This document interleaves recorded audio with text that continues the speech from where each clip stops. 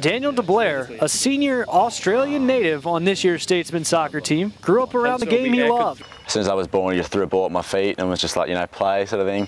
And then I played ever since I was 5, 6, 7, 8, and then it started to get more competitive as I got towards like 12, 13-year-old, and then I just kept playing it since then. That love led him to the United States with a dream to play at the collegiate level. As soon as I finished high school, you know, I just thought, I'm not really sure what I want to do with my whole life. And I had some friends who came over here and did the same sort of thing, and I thought, you know, why not come over and just try it out and see how it goes. Deblaere arrived in the States just before the 2010 season began to play for Waldorf College, an NAIA school in Iowa. The experiment didn't last long, as unusual circumstances forced all the international players to transfer out, leaving Deblaere without a home on foreign soil. There was about 40 of us who were foreign students at the time who were in the soccer team, and we sort of just panicked at first, but I mean, we sort of knew like early-ish so we could decide where we wanted to go, and we just emailed a load of schools and we all sorted something out, but it was scary at first, obviously. I mean, we finished our freshman year and then there was nothing really. We were scared about, you know, we finished a whole year of school and now we're not sure what we're going to do with our life. The move would be one that worked well for both parties, as coach Andy Robertson named Deblaere team captain for his senior season. It's good to have him because he's one of the guys you don't have to worry about, because you know he's always going to be playing at that standard you need.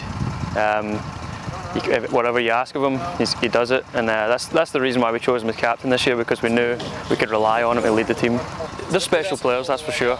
Uncommon. I mean, everybody, you play this game for one reason, because you love the game, but there's guys that have a different kind of attitude towards it. You always want to, who kind of breathe the game, so they wake up. You know, first thing on their mind is what's going to happen at training, what we're going to do in the game, you know, how can I get better. He's that kind of player. But it wasn't always easy going for Deblaere. There were some adjustments to living in the South. When I came, well, it was hot. I was in Iowa my first year, and it was hot there as well, but it's sort of extremes. Like, it was hot, it was really hot in the summer, then really cold in the winter, like snowing the whole time. But when I first came, yeah, as I was saying before, it was just the accent was tough at first. Is there a player on the team that has a particularly thick Southern accent? Probably Forrest Timmons. Sometimes I don't know what he's saying. I've just got to go, yep, all right. But nah, he's all right. He's all right. Can you do an impersonation of a Forrest Timmons accent? Jeez, howdy y'all, something like that. Yeah. The midfielder isn't the only international in Cleveland.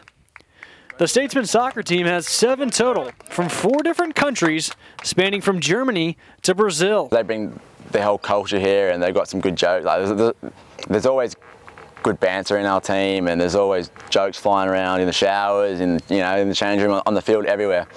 No, it's good just to have a whole different breed of people coming in and sharing their experiences with you. There's a little bit of trash talk going on, especially in the summer when the World Cup was on. There was a lot of Facebook's posts and Twitter posts and all that sort of stuff, but it was all good fun. As for what's next, the well-traveled Aussie wants to remain in the game. What I really want to do is I want to try and stay out here in America and coach.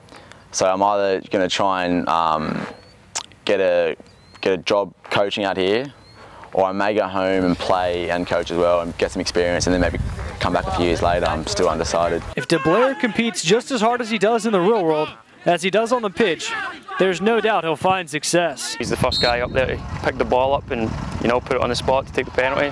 That kind of just shows his character. He wants to win games. He's ready for the challenge.